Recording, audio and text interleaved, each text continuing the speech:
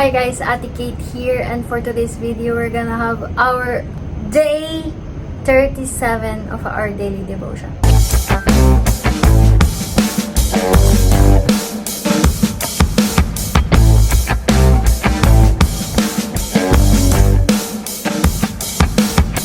Let's pray first. Lord God, for this day that you have given us, I pray na ikaw yung magsalita sa word na to, mag-breathe ka, Panginoon, and mag-glorify ka. And I pray na hindi namin ito makalimutan at mag-grow ito sa aming mga puso at isipan. Salamat sa kabutihan niyo, salamat sa kadakilaan niyo, salamat at hindi ka nagbabago kailanman. Thank you, Lord God, dahil napakasarap ng inyong pagkain spiritual. In Jesus Christ's name I pray. Amen. So our Bible verse for today is Proverbs 15:22. Ang isang balak na mabilis ay di papakinabangan, ngunit ang planong pinag-aralan ay magtatagumpay. Basically, the Bible is telling us to plan well, to plan everything in advance, and wag laging nagmamadali. Kasi ito yung madalas nating pagkakamali sa buhay natin. Lagi tayo nagmamadali, kaya lagi tayong napapahamak. I am an animation student. Pag-aralan namin kung paano mag-drawing traditionally. Even animation kami, pero traditionally yung pag-aralan namin kasi hindi nyo po natatanong. Ako po yung isa sa first batch ng K-12. Para kaming first penguin kung saan hindi pa ganun kasolid yung plan nun sa K-12, and also pa kaming mga gamit nun sa school. Ang ginawa ng prof namin ay, ang ginawa ng teacher namin, tinuruan niya kami mag-traditional and mag-photoshop muna. And until now, sobrang laking tulong sa akin nun kasi nagagamit ko pa rin yung mga skills na yun hanggang ngayon. And isa sa napakagandang tip pag nagdo-drawing talaga ay take your time. Hindi ka pwedeng magmadali kasi the more na nagmamadali ka, the more na magkakamali ka.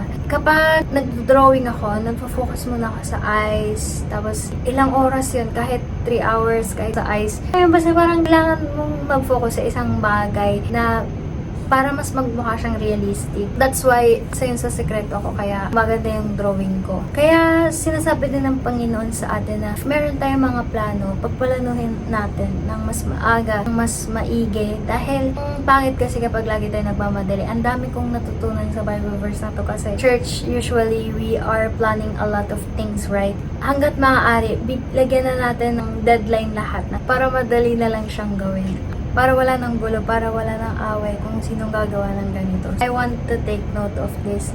Magtatagumpay tayo sa mga plano natin kung pinag-aaralan natin ng mabuti. Kaya lagi kong sinasabi sa mga kabataan, hanggat maaga pa, pag-aralan nyo na yung kung ano yung gagawin nyo after college, or ano talaga yung plano nyo sa buhay nyo kung di man kayo mag-college or what.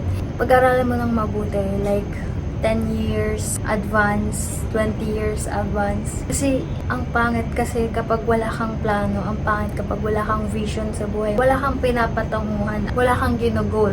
Ang nais ng Panginoon, gusto niya magtagumpay ka sa lahat ng plano mo. Ang nais ng Panginoon, gusto niya magtagumpay ka sa buhay mo. Hindi niya sinasabi, Kristyano ka, dapat maging mahirap ka. Kristyano ka, dapat pangit buhay mo. Hindi ganun ng Panginoon. Ang gusto ng Panginoon, matalino tayo. Ang gusto ng Panginoon, marunong tayo magplano, maging mas matalino tayo sa mga tao sa mundo, na ang gusto ng Panginoon ay pag-aralan natin ng mabuti ang lahat ng bagay upang tayo ay magtagumpay.